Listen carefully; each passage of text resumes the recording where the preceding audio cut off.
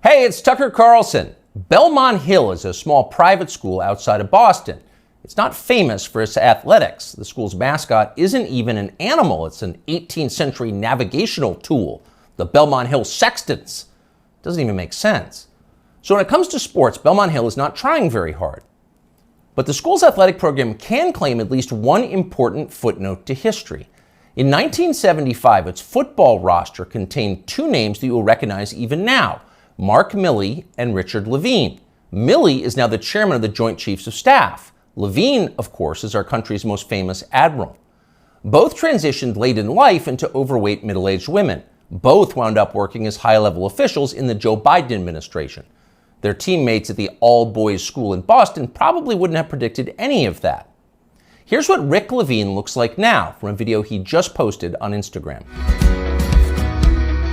Hello, my name is Admiral Rachel Levine, and I have the honor of being the Assistant Secretary for Health at the United States Department of Health and Human Services. Happy Pride.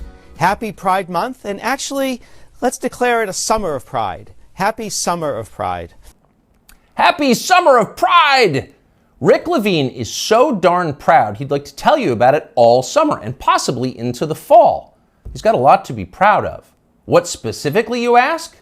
Well, strangely, he doesn't say, nor does he mention his former wife or children. He doesn't tell us whether they're proud too. Since none of them have been invited onto the Today Show to talk about their feelings, we're going to have to guess. For now, we're going to assume that his former family is proud, and why wouldn't they be? Few Americans in our history has come as far as Rick Levine.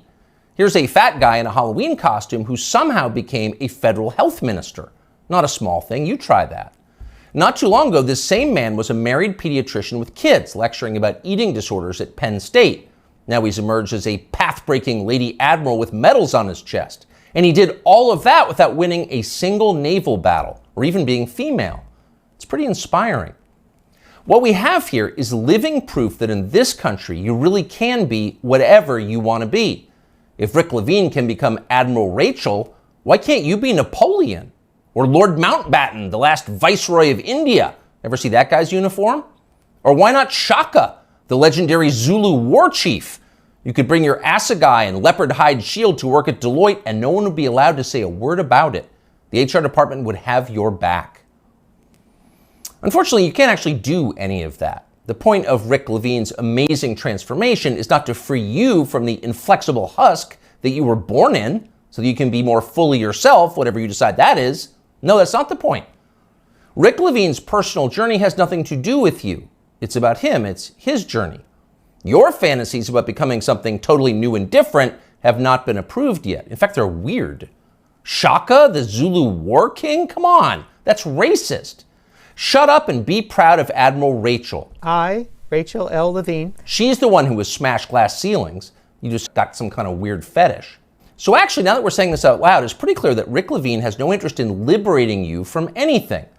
This is not about liberation. It's just the opposite. It's just another religious war, same as all the others. The people who think they're God versus everybody else. In primitive civilizations, which would include every civilization since the beginning of time until ours, people assumed there were rules that no human being made, but that people could ignore only at their peril, at great risk. Some called these rules nature, or natural law, or even, as societies advanced, theology.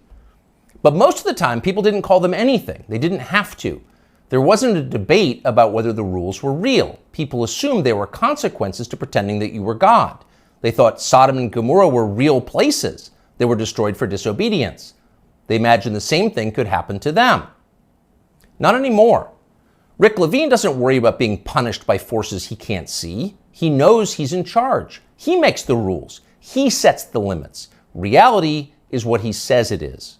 That's his view, and he shares it with virtually everybody else in a position of authority in the United States. That's a pretty bold bet, really. For 7 million years, human beings have believed one thing, presumably based on some evidence.